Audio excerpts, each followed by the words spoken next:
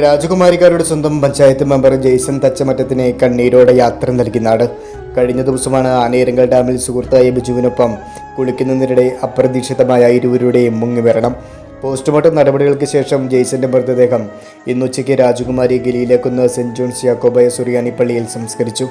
നൂറുകണക്കിന് ആളുകൾ അവസാനമായി ഒരു നോക്ക് കാണുവാനായി വീട്ടിലും പള്ളിയിലും എത്തി. സംസ്കാര ശുശ്രൂഷകൾക്ക് ഇടവക വികാരി ഫാദർ ബേസിൽ കെ ഫിലിപ്പ് കൊറ്റിക്കൽ മുഖ്യ കാർമ്മികത്വം വഹിച്ചു. സഹവികാരി എബിൻ കാരിയേലിൽ, ഫാദർ എൽദോസ് പുളിഞ്ചോട്ടിൽ, ഫാദർ ബാബു ചാത്തനാട്ട് തുടങ്ങിയവർ പ്രാർത്ഥനാ ചടങ്ങുകൾക്ക് നേതൃത്വം നൽകി. Idukki M P Dean Kuriakose, panchayat president Suma, panchayat മെമ്പർമാർ, രാഷ്ട്രീയ സാമൂഹിക രംഗത്തുള്ളവർ, സുഹൃത്തുക്കൾ, നാട്ടുകാർ, ബന്ധുക്കൾ തുടങ്ങിയവർ ജെയ്സന് അന്തിമോപചാരം അർപ്പിച്ചു.